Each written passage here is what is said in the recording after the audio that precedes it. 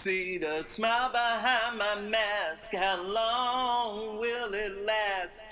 Stimulus going fast, government won't act, how long will this be going on?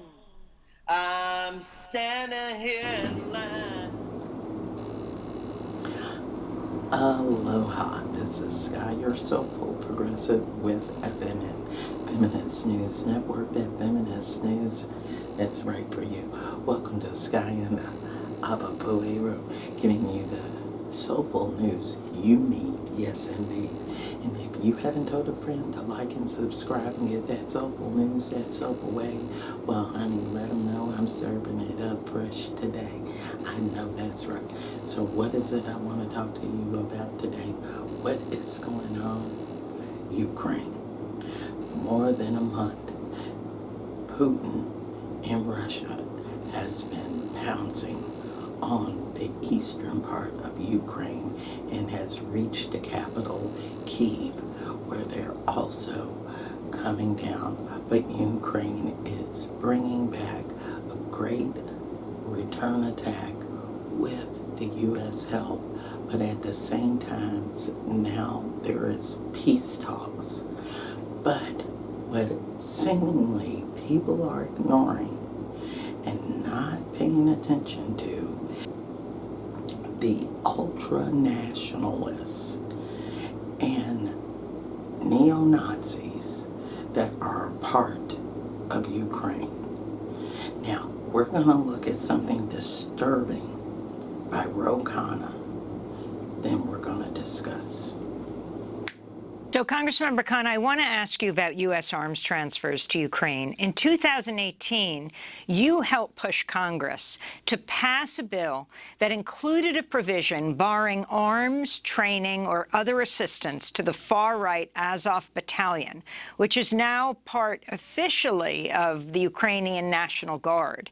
At the time, you said in a statement, quote, "White supremacy and neo-Nazism are unacceptable and have no place in our world. I'm very pleased that the recently passed omnibus prevents the U.S. from providing arms and training assistance to the neo-Nazi Azov Battalion fighting in Ukraine. This is just one of many reasons why lawmakers should be concerned about channeling huge amounts of weapons into this volatile conflict zone." Now, that was back in 2018. Can you talk about the concerns you had about the Azov Battalion then and how it relates to U.S. policy today? Absolutely. I mean, I'm proud of that work, which was not just progressives, but also moderates and Democrats. There's no doubt that the Azov Battalion had neo-Nazi influences, and it may still have some of those influences, but it's less than 1% of the entire Ukrainian army.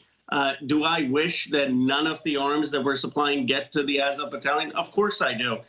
But the point is that right now the most urgent matter is the defense of Ukrainian sovereignty, and that's why I support giving the Ukrainian people arms. Hopefully none of it gets to the Azov Battalion, but that is less than 1%. That shouldn't prevent us from defending Zelensky in terms of providing support he needs to defend Russia. The world is complex. It's never easy choices. My view right now is the urgency of the defense of Ukraine to get to a negotiated settlement outweighs the risk that some of those arms may end up in the hands of the Azov Battalion. Are there any stipulations put in to prevent that from happening? Well, the 2018 law is still on the books. I'm sure that the administration is taking every precaution to not have that happen. But I think that the view is that we have to get them the anti-tank and missile and anti-aircraft missiles that are necessary, which are, by the way, largely defensive missiles, which are largely to prevent Russia from taking over Ukraine. And I support the administration in that policy. He talks like a pure ass fool. Now, I'm going to show proof that he's wrong, that the neocons are more than just 1%, but they are the fighting force in Mariupol right now, which Russia is starting to have 80% of the city to take over as they have taken over Donbass, where the Russian Ukrainians in Donbass has asked for independence from Russia. Now, let's take a look, and then we're really going to discuss. According to reports from the ground, Mariupol is mainly being defended by Ukraine's Azov Battalion, a unit infamous for war crimes and torture tactics.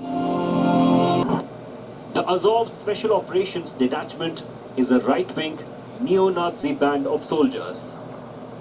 A volunteer militia, the Azov was incorporated into the National Guard of Ukraine in November 2014 after recapturing Mariupol from pro-Russian separatists. Russian President Vladimir Putin has spoken of the presence of such units within the Ukrainian military to justify his war. Just a few days after the war started, the Ukrainian National Guard had shared a video of supposed Azov fighters allegedly dipping bullets in pig fat for use against Muslim Chechen fighters in Ukraine. The regiment brazenly flaunts the Nazi insignia, notably its Wolf's Angel logo, the original symbols used by the 2nd SS Panzer Division, Das Reich. Now, did you see that? Are you paying attention to that? It is showing you from India today. It is showing you the whole AFOL's battalion has had and taken over Mariupol. And if you're a volunteer in the East from America, Canada, or UK, it's already been told that they're using those people as shields, that they're not giving them a lot of good guns, or if they do get them, they're not giving enough bullets, and they're just thrown out there to fight. It's time to end this war. It's time for America to stop backing full battalions that are clearly more than 1% of Ukraine's fighting force and controlling a lot of the other forces and government, and wants this to continue. And we need to be worried and wary about any government official that downlooks, tries to say this is complicated, and tries to say we need to find other solutions to help Ukraine. Not when they got neo-nationalist terrorists that are coming from there, and don't bring them over here. Because all they're going to do is help the racist nationalists that are here to be stronger.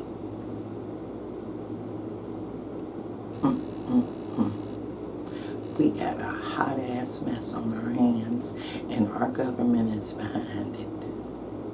And they need to cut it out, because now they're showing that, and this is the thing, if you're of color, and you're like that woman at the UN, or like Ro Kahana in Congress, and you're backing those type of battalions and not trying to immediately find a way to get out of this instead of supporting this, something's freaking wrong with you, and it's most definitely freaking wrong with Biden and our government and all the people that back them. I don't give a care what they think. This is not right for history. Leave your comments below and let me know at FeministNewsN@gmail.com. Don't forget to like and subscribe to the YouTube channel and the Facebook page. And remember, I got that Soulful Progressive one on Twitter, that Rant of the Day on Blogger, and if you care to get me a bubble drink or a cup of coffee or tea, that's Venmo at SkyeSoulfulProgressive. Mahalo and thanks in advance, because I do love those bubble teas. Yeah, they're popular here in Hawaii. Now, remember, in this era of hate, you're going to have to participate. Why? So we can take care of our nation and our world and make it a more peaceful place. Peace.